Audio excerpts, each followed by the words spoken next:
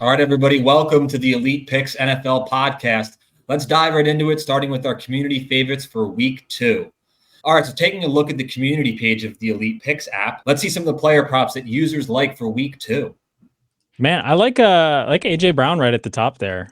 Atlanta's 26 in completion percentage allowed, so I think he'll definitely clear this line. Actually, on the app too, I was looking, AJ Brown under 77.5 reception yards is also a high EP score, which is interesting, seeing as how his reception over is favored and his receiving yards under is favored. So I don't know if you want to get spicy, maybe a little non-causational parlay boost there where you get some super odds out of that. I don't know. I like that. You could do that. You could do that. What else do you guys like on there? Oh man, I like the Jonathan Taylor pick over 80 yards. Green Bay's they have a vulnerable run defense. Last season they ranked 26 in rushing yards, and their defense continues to show weaknesses on that run, especially with that Colt offensive line. They can definitely exploit that. Also, Jonathan Taylor has a high probability of a touchdown. He has a 53% chance of scoring a touchdown at any point during the game. So I think you should expect a heavy workload, from Taylor with the young quarterback back there. He averages around, 83 rushing yards, in general, that's predicted for him for this upcoming game. And that's already over the line. That's there right there. And I think Indianapolis' offensive strategy is going to, likely lean to that run game to control the tempo and neutralize those Packers defensive line. How do you guys feel about that? I like that for sure. Yeah, I think it's a great play under the circumstances, with the Packers are going through. And, I know last week Green Bay struggled a bit when it came to the run game. So that should be a smash spot for Jonathan Taylor. Didn't want to necessarily go with a couple of the obvious picks here, but I do really like Gardner Minshew's over 19.5 completions. They're going to be down for the most likely against the Ravens, so he's going to need to throw the ball. And if you look at last week, he got well over 20 completions. So this is definitely a situation where I think they're going to utilize Devontae Adams and Jacoby Myers to the best of their ability. Because I think, quite frankly, they're going to have to. I think they're going to be down, and they're going to need Minshew Mania to let it rip. So I love that the community is riding with Minshew on this one. I like that. Minshew Mania. I like that. You got to trademark that. Yeah. I hope he does. I don't know how long he's going to last there. Makes me wonder how much Devontae Adams is enjoying his time over there. But, Devontae Adams at times has been a quarterback proof. So hopefully we get some connections this weekend with Minshew and Adams. Mm-hmm. For sure. But all right. Yeah, let's move on to our partner picks here. So that's where we're going to talk about some of our elite players of the week. And let's see, we want to start it off with Jonathan. Yeah, man. I'm not going to be Mr. Under for the rest of the season, I promise. But hey, last night, obviously, my Josh Allen under 33.5 passing attempts hit pretty easily. And that game script kind of went the way that I thought it was going to. I mean, even loads above where I thought it was going to be. But anyway, I like this under. Obviously, the EP score, you can't get any higher than a 99.99. Green Bay is going to want the ball in Malik Willis's hands as little as possible. I hate to pick on a guy, but I've watched an entire training camp practice of Titans football last season when he was in camp, and I'm sorry, Malik. He just doesn't have it. He's really slow to make decisions, and he's never thrown for over 100 yards in a game. Never completed more than 14 passes in a game. The EP model is truly elite with these completion props. And so I would get this bet in early. This line is going to move. And I think it already has a little bit since I've screenshotted this. So double check it. But under 23.5 completions, I mean, that's as close to a lock as I think you can get with a backup quarterback. You did say, Tyler told me before the episode that Jordan Love is questionable for this game. But I'd be really surprised if they trotted him out there. And obviously, if you take this as a single and Malik Willis doesn't play, then this will be void. And if he plays a little bit, then you're really going to love the under for completions there. So I'm riding with that this week. I like that. I can definitely back that pick up for sure. Yeah, I think it's a great pick, and it should be interesting to see how that plays out. I agree with you. I don't think Love is going to play, and it's sort of a smoke and mirror situation. But hey, man, not going to knock you for the completion unders. If I'm not mistaken, you cashed Josh Allen's under completions for a Thursday night game. So hey, If it ain't Cha-ching. broke, don't fix it, as I like Hello. to say. So nothing wrong with riding with the unders on completions, man. Hey, shout out to all of us across the board picking Bills 2+2.5. Opposite of the Thursday night football crew, which all picked the Dolphins to win outside of Fitz. So bounce back, baby. That's what we do here at yeah. Elite Picks. We bounce back. Exactly. More similar picks across the board later. But until then, B-Dot, what you got for your best bet of the week? Sitting at an EP score at 94.4. I got Caleb Williams under 33.5 passing attempts. Last week he only completed 14 of his completed passes out of 27, and he struggles under pressure. Last week he only completed 1 of 7 passes under pressure. Indicating difficulty handling the that defensive pressure is different. Scrambling and throwing the ball on the run in the NFL versus it is college. And the Bears also continue to rely on their run.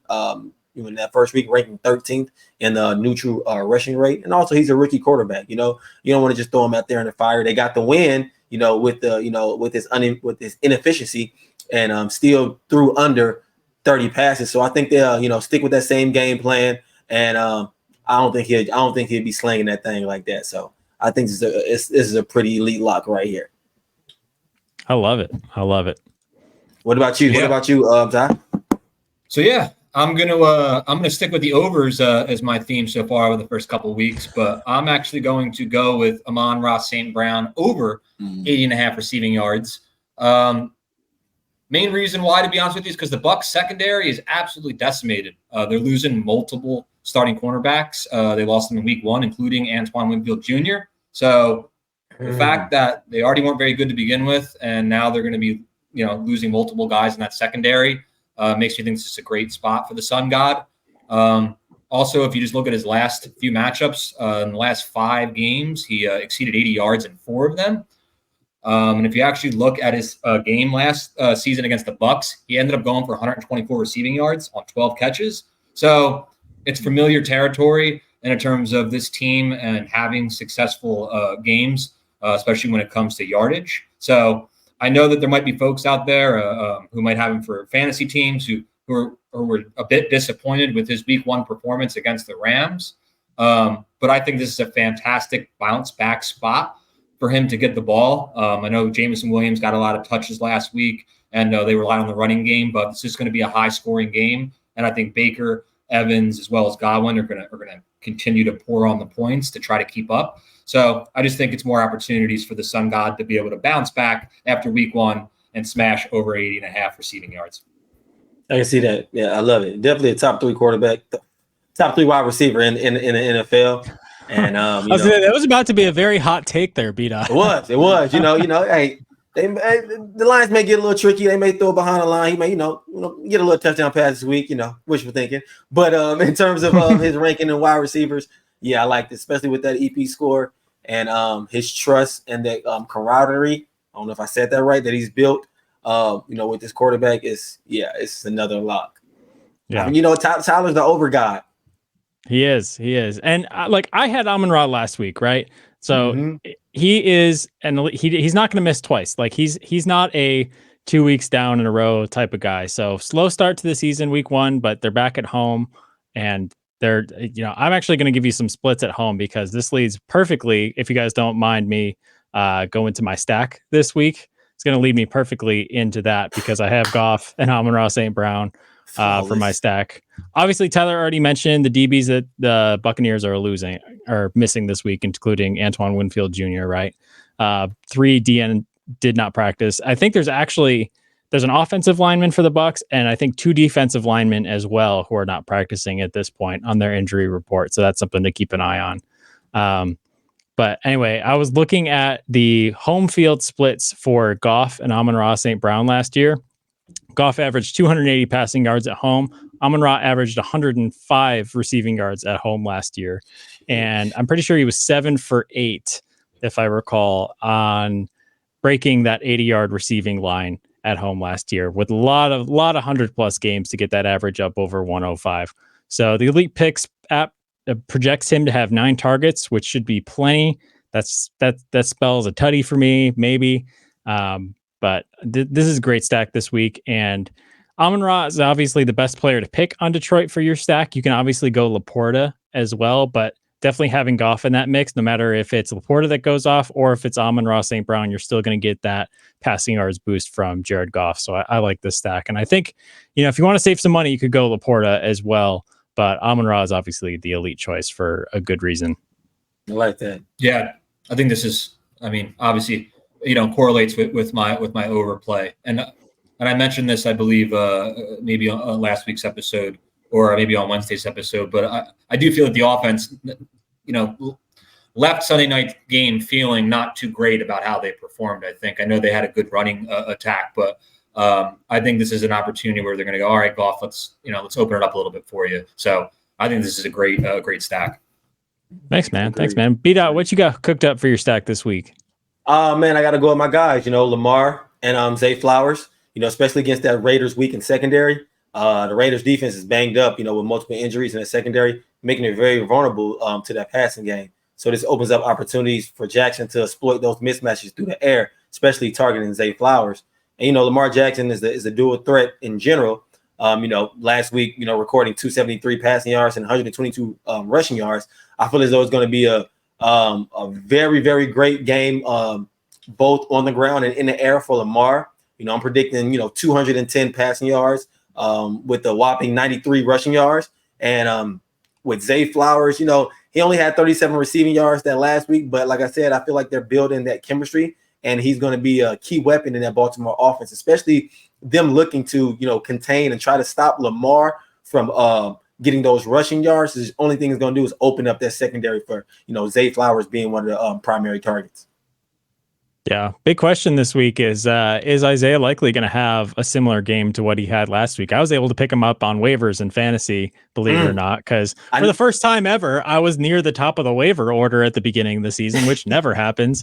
So everyone else went and grabbed the San Francisco backup running back. I put in my first claim for Isaiah Likely and snuck in there. But yeah, it'll be interesting to see how this Baltimore offense shakes out. I feel like they definitely do want to get the ball to Zay Flowers a little bit more than they did. And he looks fast out there. He looks really good. I know you said he only had 30 some odd yards, but he's quick. He's definitely the most dynamic weapon that they have outside of Lamar Jackson on that offense, I would say.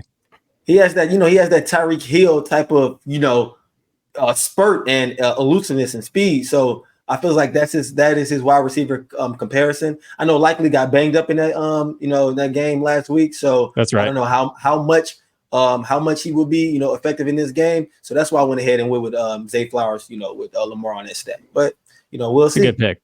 It's a great pick. You, man. Thank you. What you got for us, Big Ty?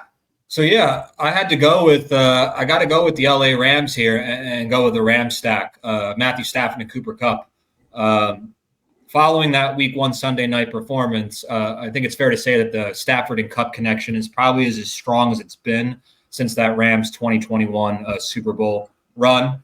Kupp was targeted a whopping 21 times in week 1, with some of that being while Puka Nacua was in the game. So that obviously didn't all happen while Nacua was out of the game. But it was very clear once Puka was ruled out around halftime that the offense was running through Kupp. And now if we now look at more on Stafford's side, Stafford's performed well against the Cardinals. He threw for 4 touchdown passes the last time the Rams played Arizona, and they were able to put up 37 points against them. So the fact that Kupp is now being slotted in to that wide receiver 1 territory, similar to where he was a few years ago, makes me love his DFS salary. I think it's at around $7,700.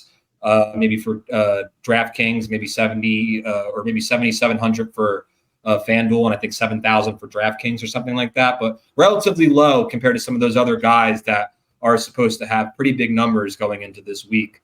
So I guess the only other factor with Stafford is some people might want to shy away from him because he doesn't run. But for large TPP tournaments for DFS, I think he's going to get a low ownership. So in that regard, if Stafford can do what he did with Kupp in any degree, I don't think he needs to be giving him 21 looks. But if it's anything around that, I think he's going to be this is going to be one of the best stacks of the weekend. And just as a side note, if you're looking to also maybe add another Ram, or if you want to fade Kupp because he may be highly owned going into this week, I consider looking at Colby Parkinson for tight end, as well as Tyler Johnson for wide receiver. They're going to be fantastic low salary DFS plays. With Nakua now out, there's going to be some potential opportunities, obviously for Kupp, but some of these other guys too that are sort of have been overlooked, especially during week 1. I love it. I was just checking the app, and Cooper Kupp is the top rated receiver prop as well. So that's looking pretty good. Well, obviously, it's a perfect EP score, 99.99 for over 86.5. And if Puka doesn't play, that's looking really, really good. And so yeah, definitely some great value there in the stack as well.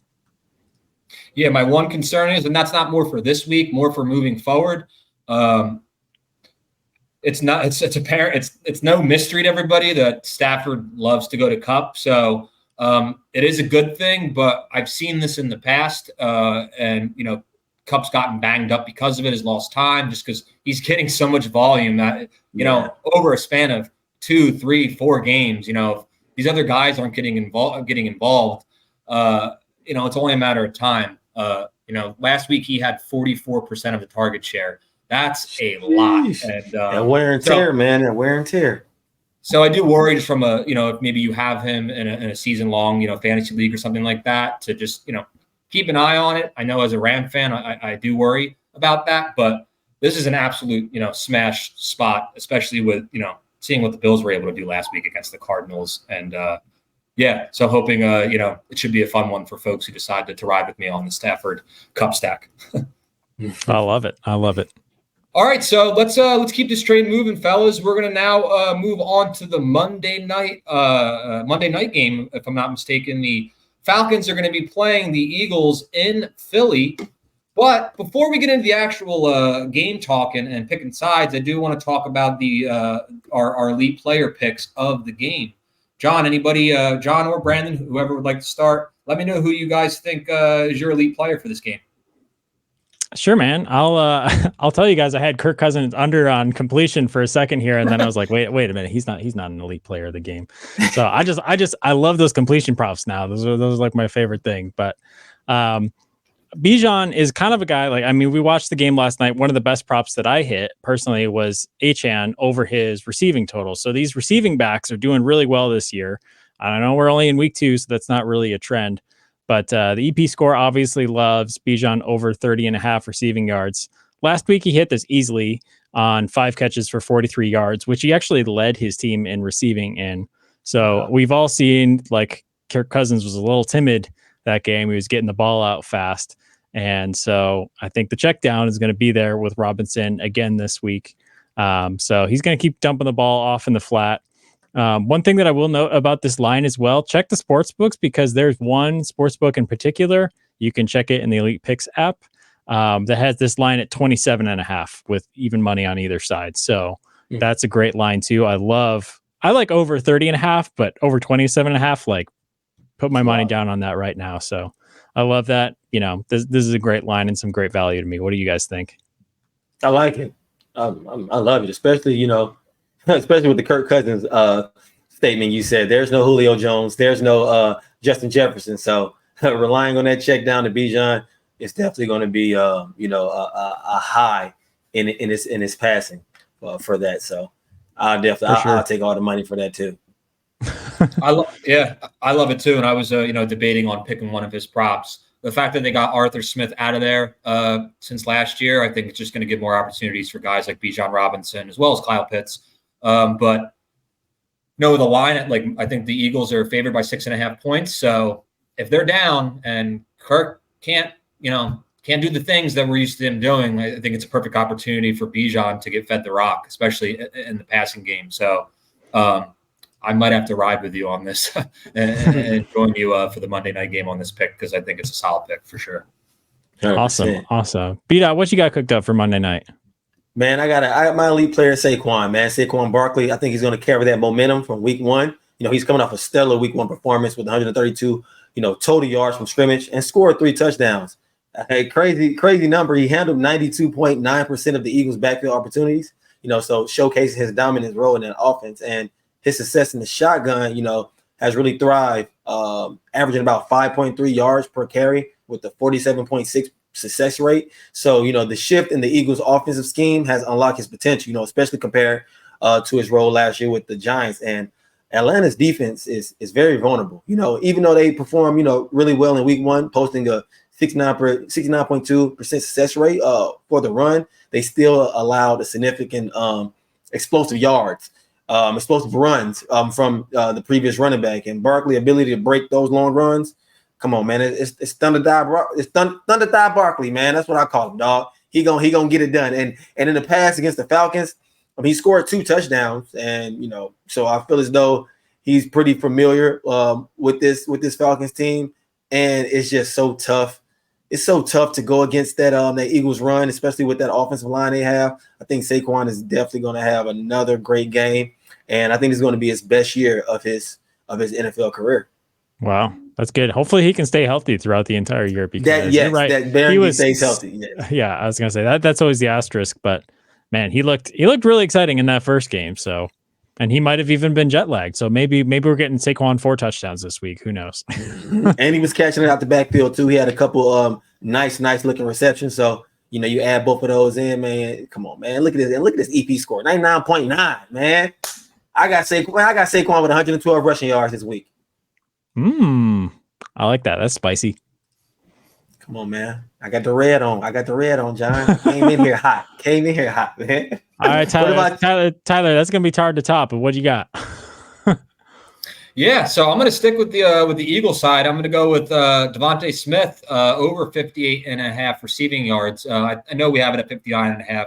I was able to get it at 58.5. And the EP score, doesn't make much of a difference there. But yeah, I mean, he's their wide receiver number 2. If you look at what he did in week 1 against the Packers, he went for 84 receiving yards. I mean, this prop number is only at 58.5. And over his last 10 games, going back to last year, he's averaged over 70 yards. So I think, this is a situation where 3-4 catches, he could get this, especially if it's early on. Like I mentioned before with the spread at -6.5, there is potential that it could get out of hand. But I do think this is a low enough number where he should be able to get over this mark, whether it's during the first half when they're competitive, or if it is a game that happens to end up being wildly competitive and almost similar to the Packer game last week where there was a lot of throwing and things of that nature. So I got to go with Smith over 59.5 or 58.5. I think he's going to at least get over 60. So this was an easy choice for me. I love it. Me too.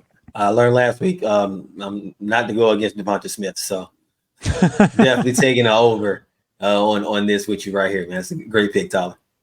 Yeah, Hurts definitely likes to show him love. I know AJ Brown demands the football a lot, but I'm hoping that he can continue to give Smith consistent targets. Mm-hmm. So now let's actually get into our game picks for this Monday Night Football match in Philly. John, you want to kick us off with with your pick? Sure. I was trying to build a case, kind of like a stock thesis for Atlanta +6.5 because I love taking points. And the further I dove into this research, the further I was like, there's no way I can't go Eagles -6.5 here. Atlanta had 155 yards passing last week, which I get it's the Steelers defense. They'll probably do a little bit better than that.